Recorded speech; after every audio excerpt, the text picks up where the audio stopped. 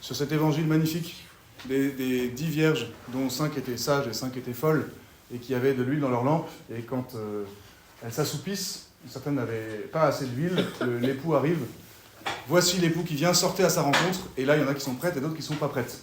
Et c'est vrai que la formation spirituelle et la prière, la fraternité aussi qu'on va essayer d'avoir entre nous, constitue cette huile. L'huile de nos lampes, c'est la charité.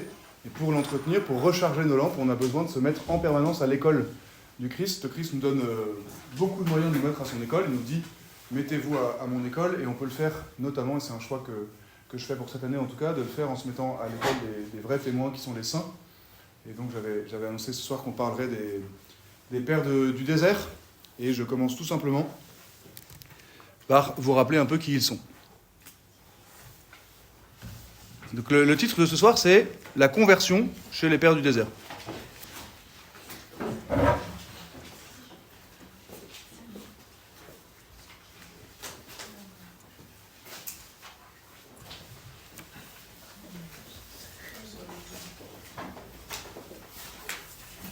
Voilà, d'abord, c'était pas fait exprès en choisissant ce thème pour cette date, mais on est en plein dans l'huile, parce que cette semaine, on a fêté avant-hier Saint-Antoine du désert ou Saint-Antoine le Grand, père des moines. Donc on est déjà à une époque bien précise. Il faut arriver à cette époque en comprenant comment les chrétiens ont appris la sainteté. En fait, quand vous regardez la vie du Christ, vous avez à peu près toutes les formes de sainteté qui sont contenues.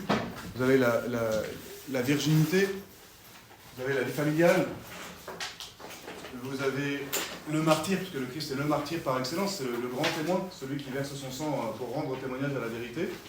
Et vous avez aussi cette vie du désert, cette vie de prière au désert, qui est celle des moines ou des ermites, puisque le Christ ne passe pas sa vie au désert, mais il y va quand même assez régulièrement. Il est dans le sillage de Saint Jean-Baptiste, qui lui a passé le plus clair de sa vie au désert. Il passe ces fameux 40 jours de tentation du carême, ça arrive bientôt pour nous, et régulièrement il nous a dit qu'il partait à l'écart des villages pour prier. Le Christ est vraiment, lui aussi, un moine si on veut, un ermite si on veut, c'est-à-dire quelqu'un qui sait aller chercher la présence de son Père dans la solitude, aller se remplir d'Esprit Saint dans la solitude. Et ça a donc existé dès les commencements. Il y a eu des expériences de solitude, des expériences de silence qu'ont vécu les apôtres, mais c'est vrai que c'est pas du tout régulier au début. Par exemple, Saint Paul, après sa conversion, il passe, nous dit-on, 3 ans, principalement dans le recueillement, dans l'étude de la parole de Dieu, dans le silence, avant d'aller trouver les apôtres et de se mettre au service de l'annonce de l'Évangile. Mais il y en a assez peu. Voilà, on va chercher dans l'Ancien Testament, on trouve des grands témoins comme Saint Élie, le prophète Saint Élie, qui a passé beaucoup de temps dans la solitude. C'est pas, disons, le modèle dominant de la sainteté dans les premiers temps de l'Église. Si vous regardez les 3 premiers siècles, vous avez d'abord l'âge des apôtres, et la sainteté, c'est d'abord le fait d'être rempli d'Esprit Saint pour annoncer l'Évangile. Et puis vous avez l'âge des martyrs. Avec les persécutions, on dit que le sang des martyrs est semence de chrétiens. Les martyrs en versant leur sang, les martyrs ont permis que l'Évangile soit reçu, que l'Évangile soit fécond.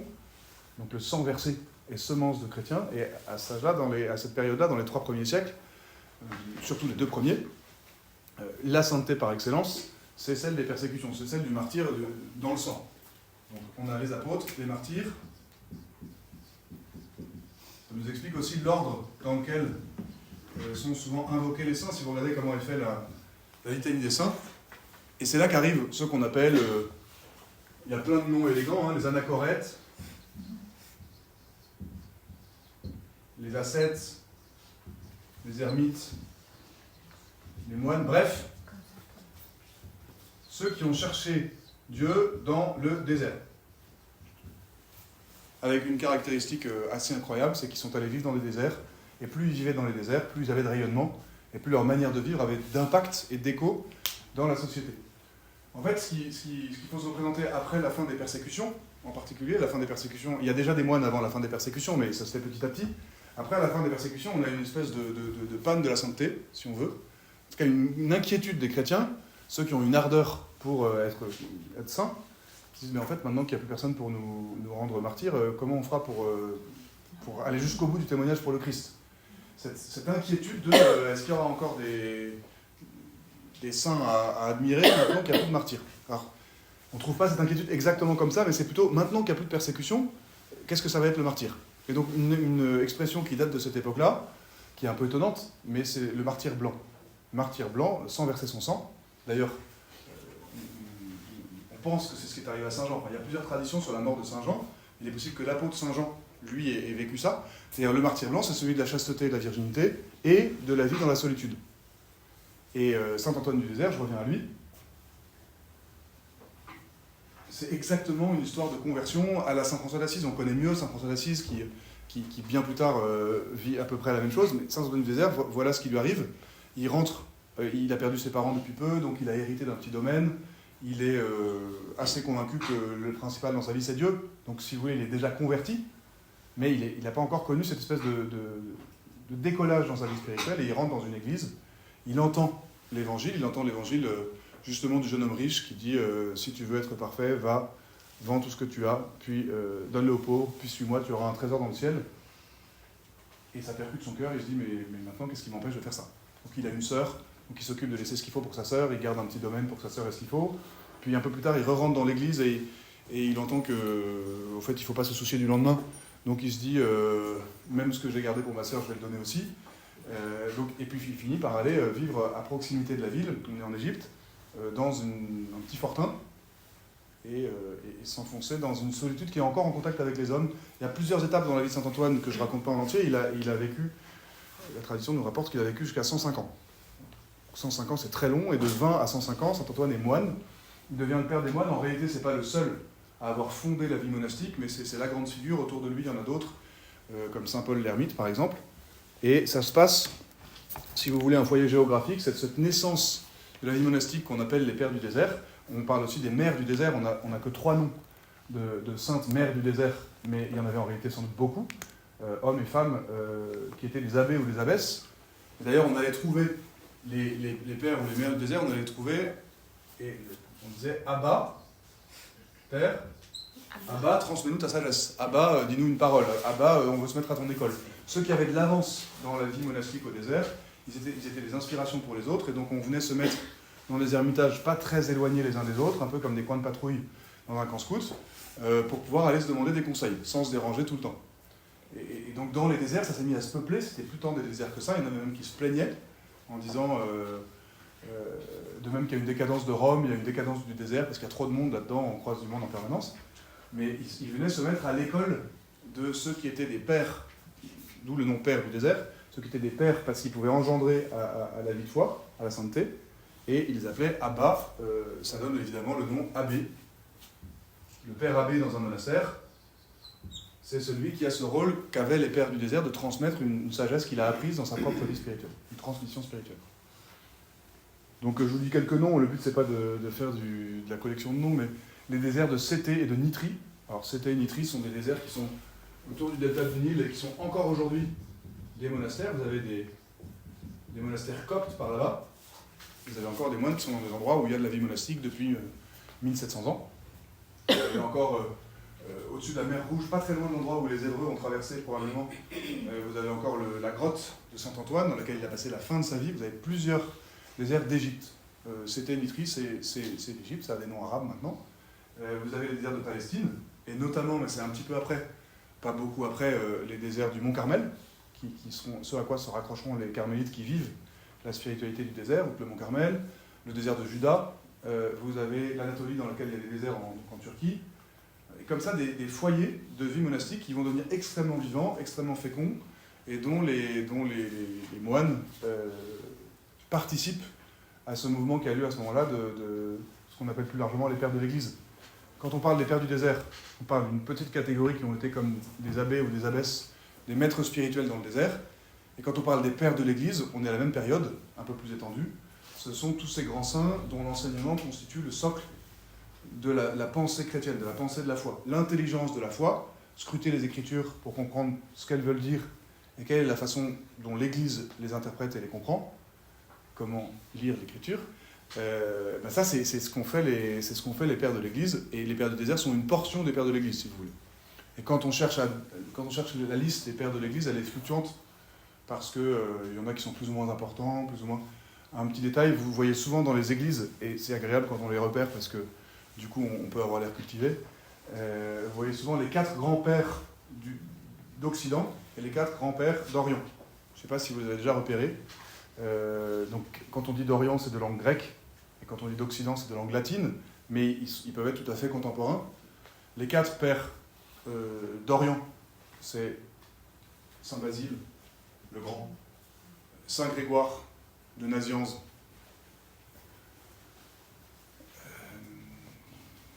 Saint Jean Chrysostome et Saint Grégoire de Nice, je ne passe pas d'erreur, et les 4 grands-pères, vous avez 2 Grégoire, Grégoire, Basile, Jean Chrysostome, Grégoire de Nice, Grégoire de Nazianze, Basile et Jean Chrysostome, ça c'est les 4 principaux dont les œuvres ont une importance énorme. Et dans cela, vous en avez 2, lui et lui, qui sont aussi des pères du désert, notamment Saint Basile, c'est l'auteur de la plus grande règle monastique qui a le plus inspiré les autres règles monastiques. Et puis, côté latin, nous avons Saint Jérôme, Saint Augustin, Saint Grégoire le Grand et Saint Ambroise.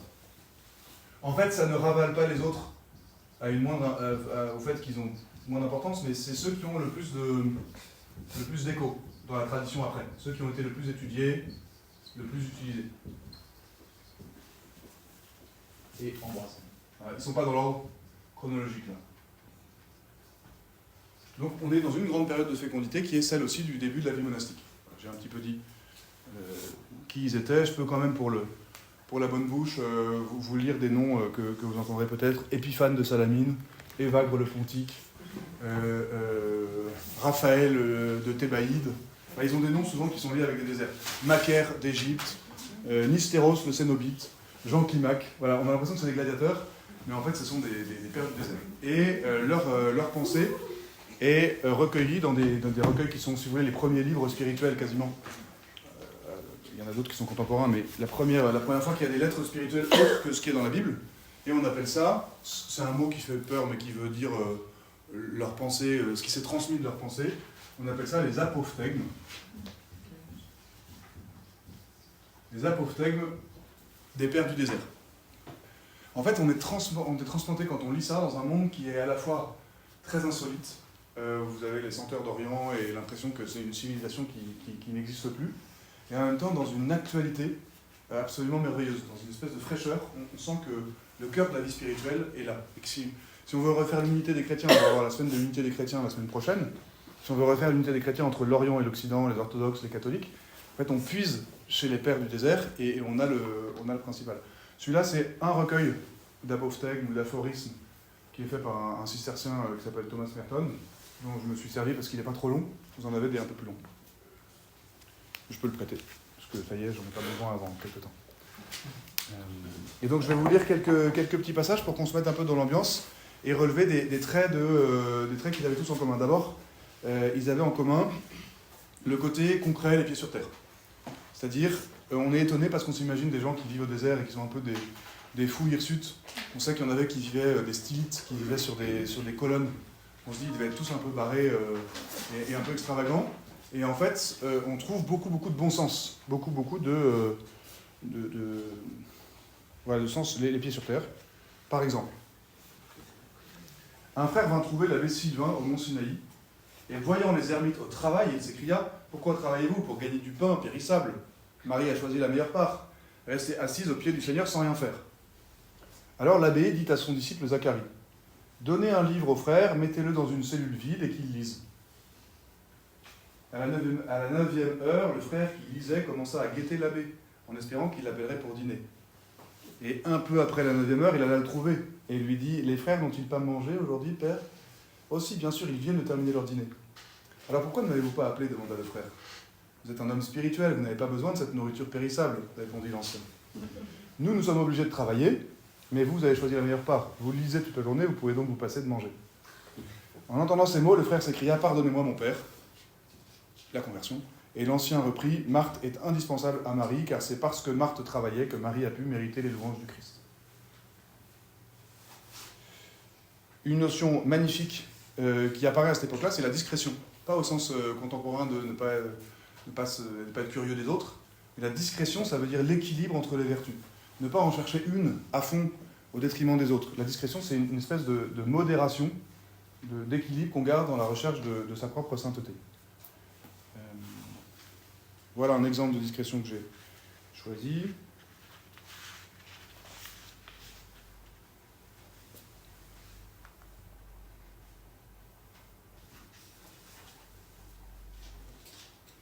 Ah oui, 50 et 51.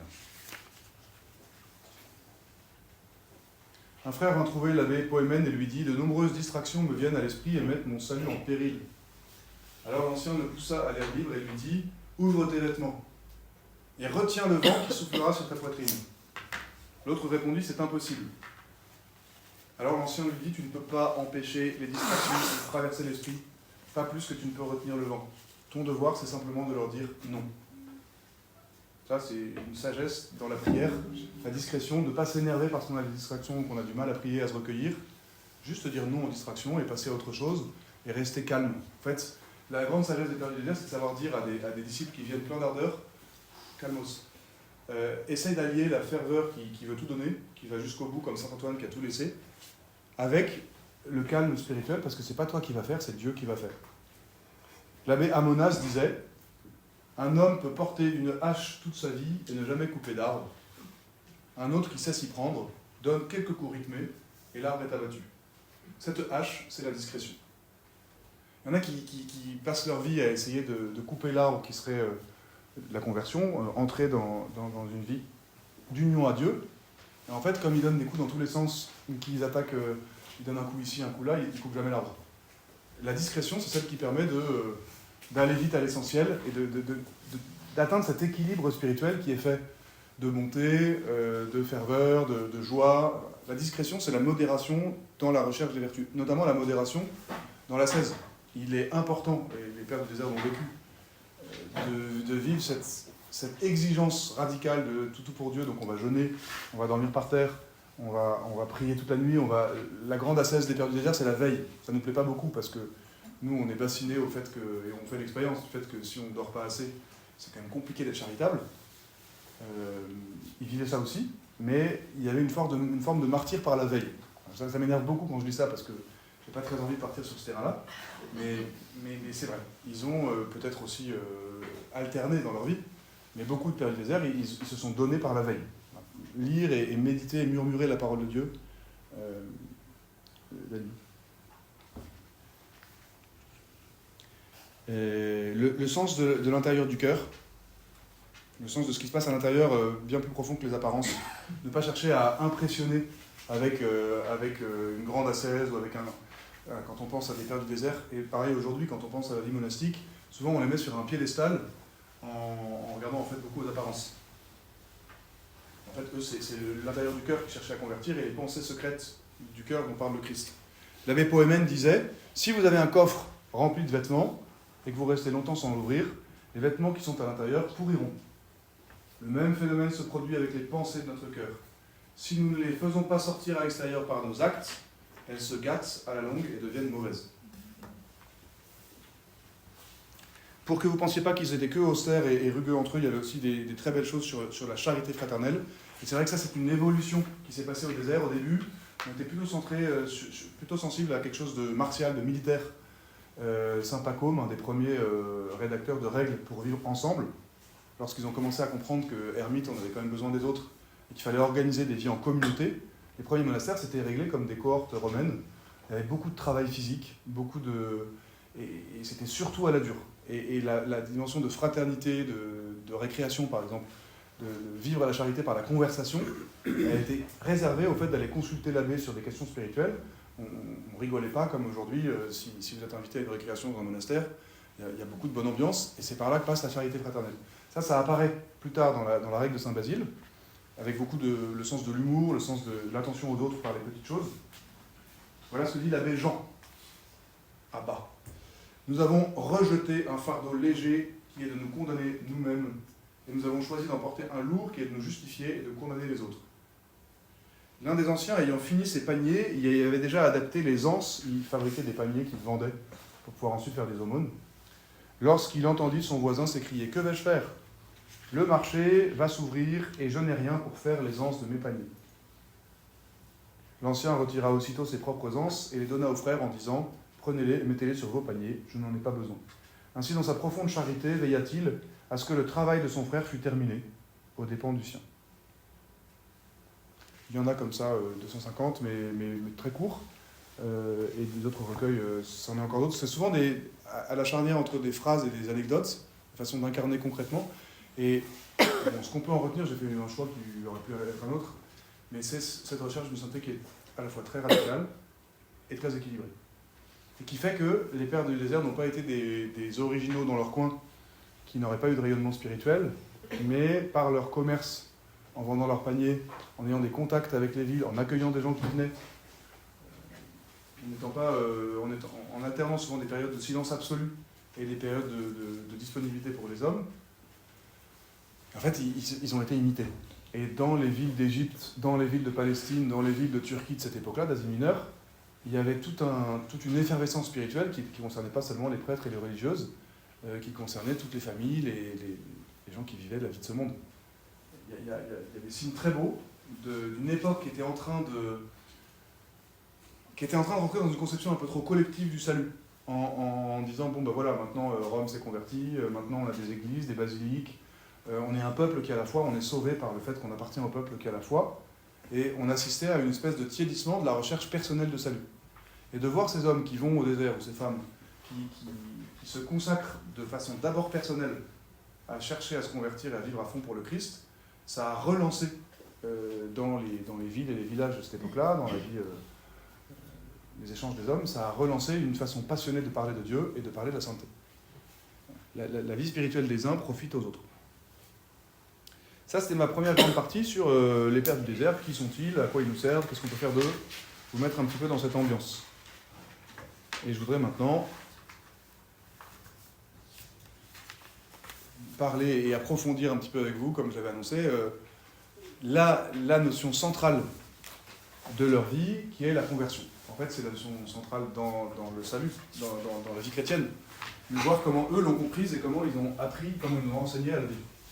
Conversion, vous avez un mot grec. Peut-être certains s'en souviennent. C'est métanoïa. Voilà. Métanoïa. Et en latin, conversio. Métanoïa et conversio ont la même racine, c'est un retournement. C'est un volte-face, un changement de direction. Convertere, alors c'est beaucoup plus facile de faire des jeux de mots avec le latin, peut-être parce que je maîtrise mieux le latin, mais les pères de l'Église parlent de Saint Augustin spécialement. Il dit, vous êtes tombés, la déchéance, vous êtes tombés dans le péché, dans la tiédeur, dans la fadeur spirituelle, par une conversio ad creaturas, qui a entraîné une aversio ad Deo. Alors, qu'est-ce que ça veut dire? Vous êtes convertis vers les créatures, vous vous êtes tournés, vous vous êtes courbés vers les créatures, et donc aversio, on a le mot aversion, vous n'avez plus d'intérêt pour Dieu, vous êtes tombé dans la fadeur parce que vous vous êtes détourné de Dieu. Vous êtes tellement passionné pour les choses que vous faisiez sur le chemin, vous étiez en train de monter vers une montagne, mais vous êtes arrêté pour vous occuper des petites fleurs, ou faire votre lacet, et maintenant vous n'arrivez plus à lever la tête. Et vous n'avez plus envie de Dieu parce que vous êtes passionné pour les créatures. Et ça, c'est soit le mécanisme du péché, où on est prêt même à désobéir à Dieu, à le renier à cause des créatures, de la paresse, de l'avarice, de l'avidité. Et c'est vrai aussi pour la tiédeur spirituelle, qui n'est pas tout de suite du péché, mais qui finira par y entraîner. Et donc, le chemin pour repartir dans le sens, c'est celui de la conversio ad Deum, se retourner vers Dieu, au prix d'une aversio à Rosarum rosis creatoris. Une aversio à creatoris, c'est-à-dire pour me retourner vers Dieu, là maintenant il va falloir que je me détourne des créatures. Ça nous explique, alors que nous on aime bien ménager la chèvre et le chou, et de fait on ne peut pas quitter le monde et nos occupations, ça nous explique ce chemin des moines qui est, maintenant ça suffit, tu peux continuer de faire des paniers, d'avoir des potagers, d'aller au marché, etc., mais c'est pas là que tu mets ton cœur. Si vous amassez des richesses, n'y mettez pas votre cœur. Et détournez-vous des créatures dans votre cœur, que dans votre cœur ce ne soient pas les créatures qui soient le centre de gravité. Même, Saint Paul le disait, même les plus belles choses, ceux qui se marient, qu'ils soient comme s'ils ne se mariaient pas. Ça ne veut pas dire qu'il faut négliger sa vie conjugale ou sa vie familiale. Ça veut dire qu'il y a une zone du cœur dans laquelle c'est Dieu qui règne. Et il faut être capable parfois d'aller au désert pour chercher Dieu par-dessus tout. Tout le reste est moyen en fait. Tout ce qui est sur la surface de la terre et toutes les créatures qui nous sont données, elles sont des moyens au service de la poursuite de l'unique bien qui est Dieu. L'homme de l'évangile de la parabole qui a une perle, qui a trouvé une perle dans un champ et qui est capable de tout vendre pour acheter le champ pour avoir la perle. Mais cette vie n'est pas réservée, ce modèle-là n'est pas réservé à ceux qui ont une vie consacrée, c'est-à-dire qui vont quitter la vie du monde, mais il doit être une source d'inspiration. Ouais. Phrase que je me répète sans cesse. Il faut que le royaume des cieux soit tout pour quelques-uns, sinon il finit par n'être plus rien pour personne. Il faut qu'il y ait des gens qui montrent, comme ont montré les pères du désert cet exemple, que le royaume des cieux soit absolument tout de façon radicale pour eux, qu'ils aient rien d'autre, pour que les autres se rendent compte que c'est effectivement ça le plus important, et donc le reste a son importance, mais subordonné au secondaire. Donc on doit se détourner, et donc une expression qui choque beaucoup notre oreille moderne parfois, qui est la fuga mundi, la fuite du monde, ou même la haine du monde. Bien sûr qu'il faut aimer ce monde dans le sens où c'est là que sont les hommes qu'il faut convertir, mais la fuite du bruit, etc.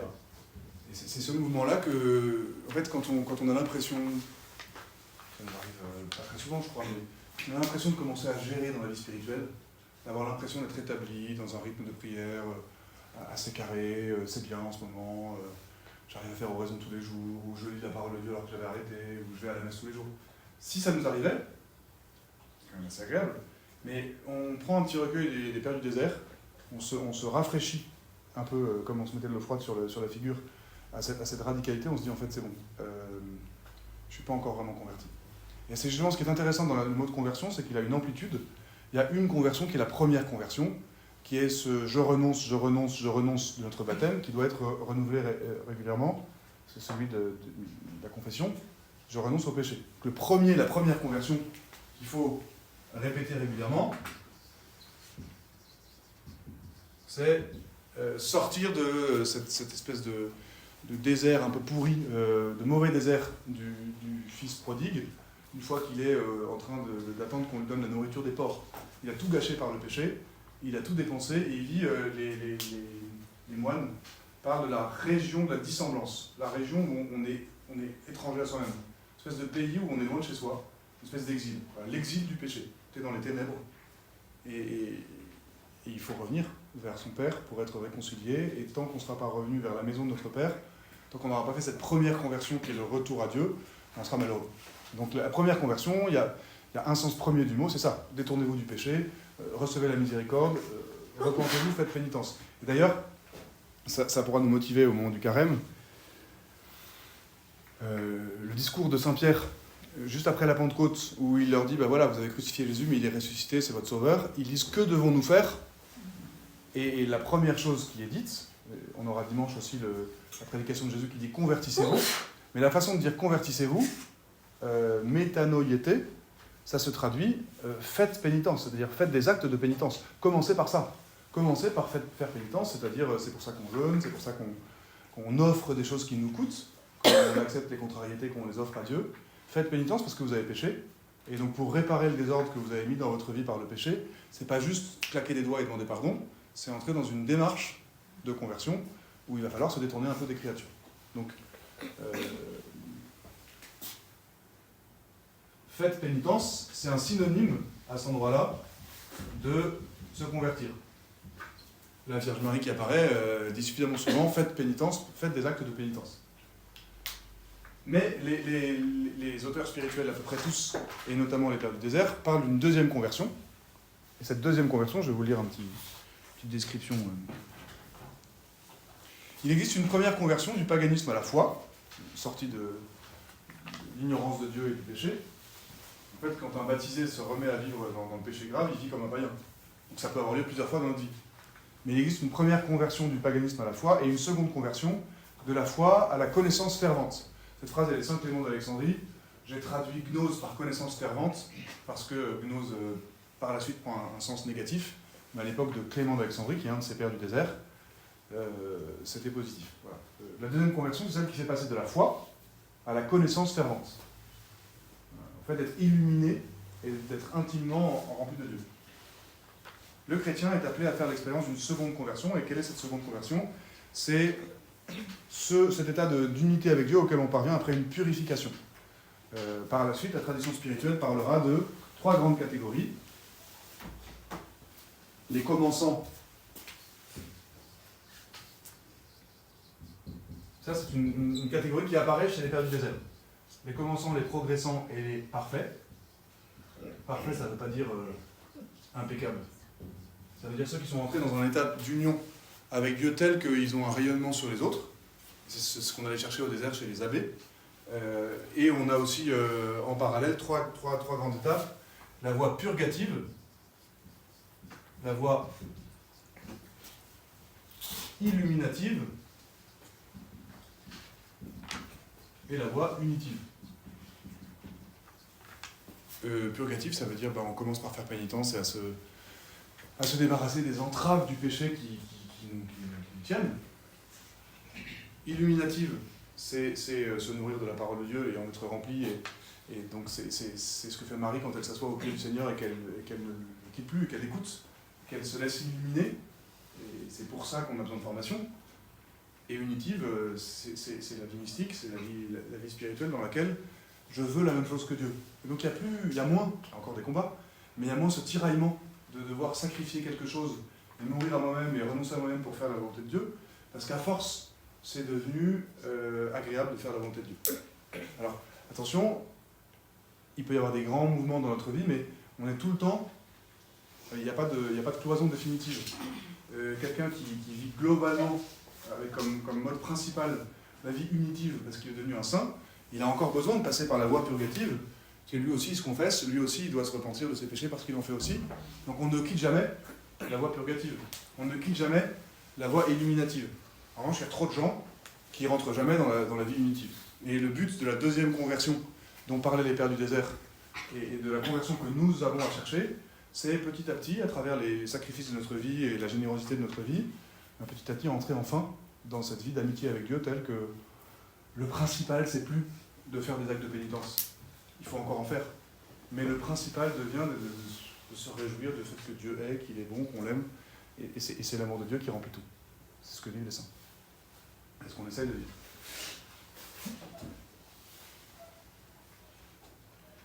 Donc j'espère que je ne vous ai pas paumé sur le sens du mot conversion. Si je récapitule, c'est d'abord le retournement qui est renonciation au péché. C'est ensuite une discipline de vie permanente qui va permettre de ne jamais cesser de se convertir. La conversion, on parle de la conversion morum, la conversion des mœurs. La conversion des mœurs, c'est toujours, tous les jours, par des petites choses, recommencer à renoncer à nos attachements désordonnés. Recommencer à faire 20 fois ce mouvement de « Ah, je me tourne vers les créatures parce que c'est quand même sympa. Ah, mais oui, mais je me retourne vers mon Dieu parce que c'est lui qui compte vraiment. » Et je renonce à des petites choses dans ma journée. Je ne cesse pas de me convertir. Et puis de temps en temps, je vais tomber plus lourdement et je vais devoir me convertir au sens de cette première conversion qui est le passage du paganisme à la foi. Mais la plupart du temps, j'essaie de vivre ce passage de la foi à la connaissance fervente, à un amour très grand. D'ailleurs, c'est intéressant parce que métanoïa,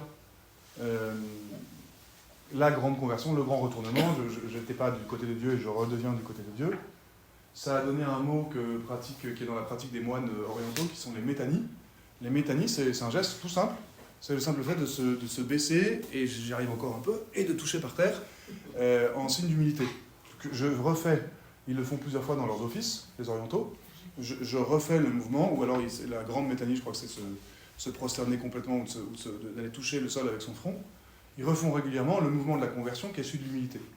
J'étais encore dans l'orgueil, j'étais encore en train de penser à moi, j'étais encore centré sur moi, et donc pour pas perdre la main, je me courbe et je me baisse régulièrement pour me souvenir que c'est Dieu qui me relève et que c'est par lui que je vais y arriver. Ça fait déjà 35 minutes que je parle, donc je parle très longtemps.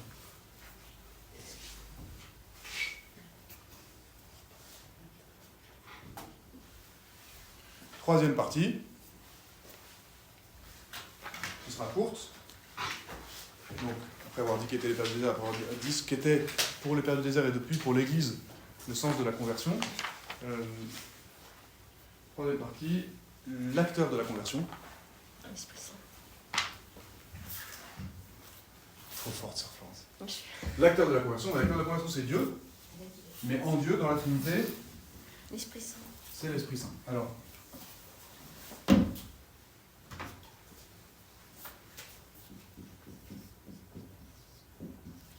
non, mais par contre, vous n'êtes pas des élèves. J'ai dit troisième partie, l'acteur de la conversion. Il y a des habitudes qui se prennent comme ça, mais... Bon. C'est Dieu qui produit en nous le vouloir et le faire, dit saint Paul.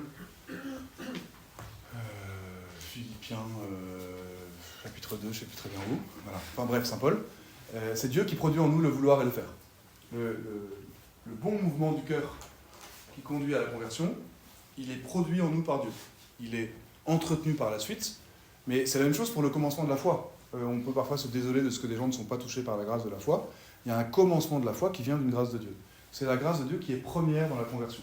Saint Antoine, qui rentre dans son église et qui est percuté par l'évangile qu'il entend ce jour-là, il avait sans doute déjà entendu à d'autres moments, et ce jour-là, il y a une grâce à laquelle il est bien disposé, qui le fait complètement basculer et passer d'une vie qui était déjà une vie de foi à une vie de ferveur. Donc la conversion est produite en nous par la grâce.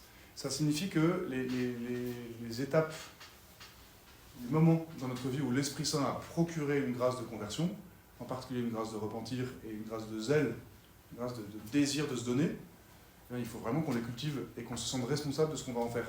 Il y a des personnes pour qui les grâces de conversion, on arrive bien à les repérer, il y en a 2 ou 3 dans leur vie. Parfois qu'une, radicale. Charles de Foucault, on a l'impression, en fait c'est pas vrai quand on lit sa vie, mais on a l'impression, une vie d'ailleurs qui ressemble pas mal à celle des Pères du désert, que la conversion elle est une fois.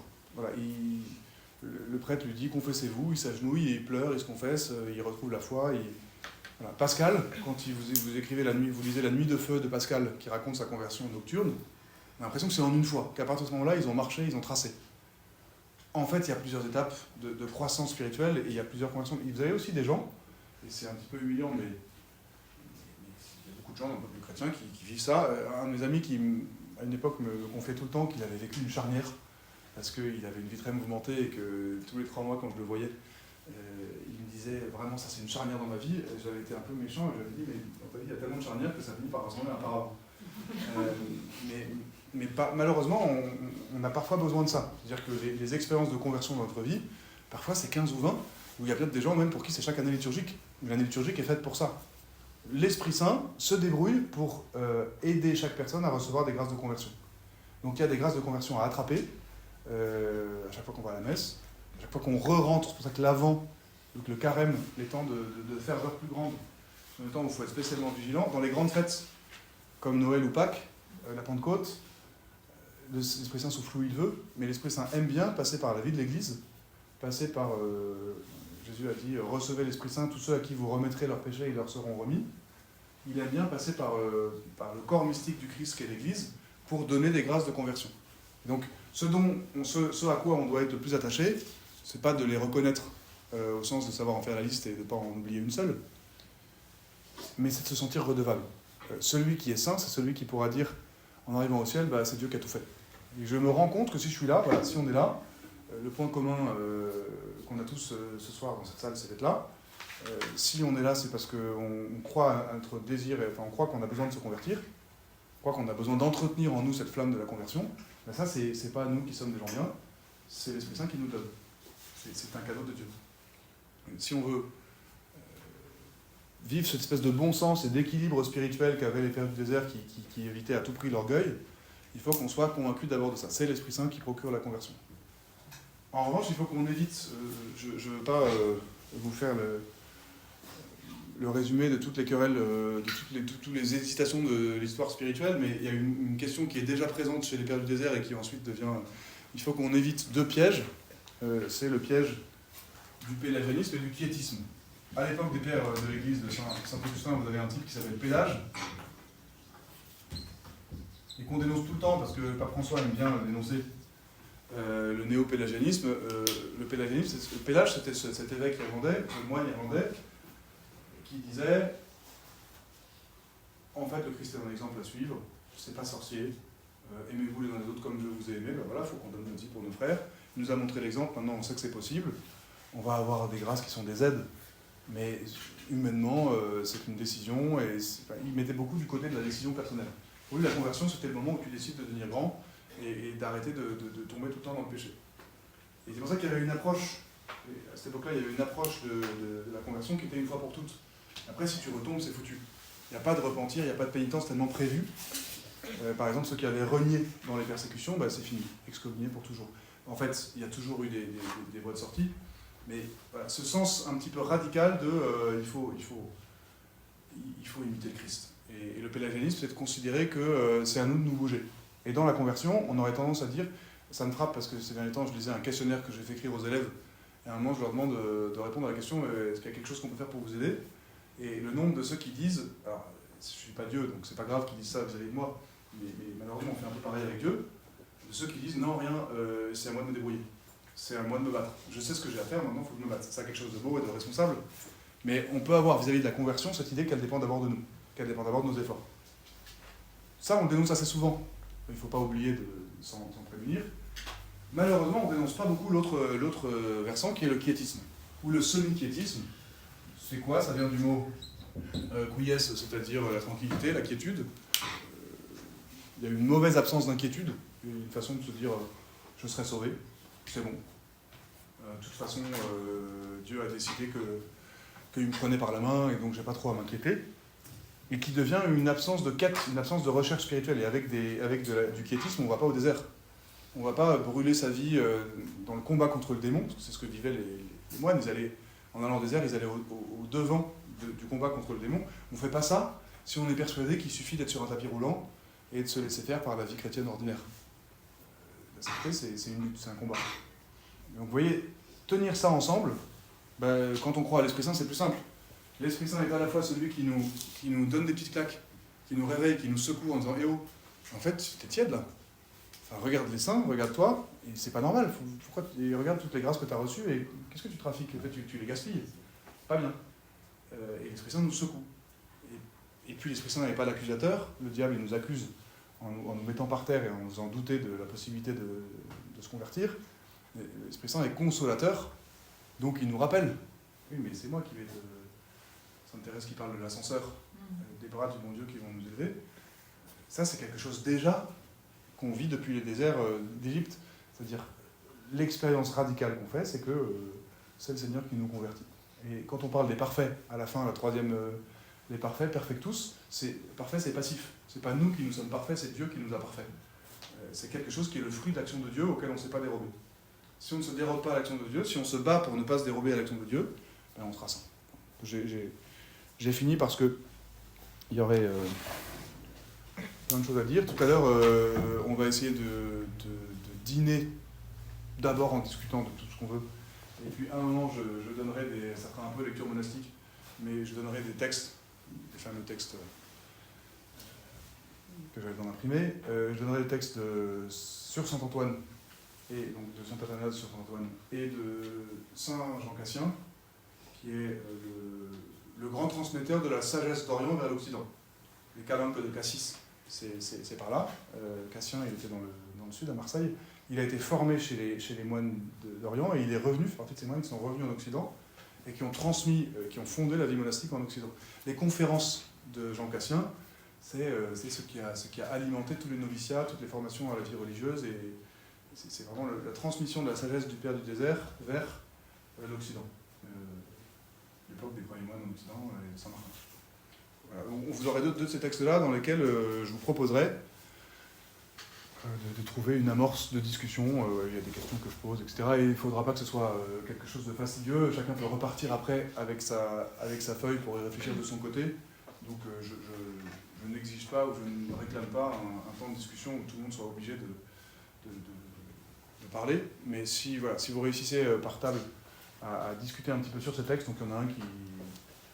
Peut-être ce qu'on fera qui sera plus simple, c'est qu'on commence à dîner tranquillement.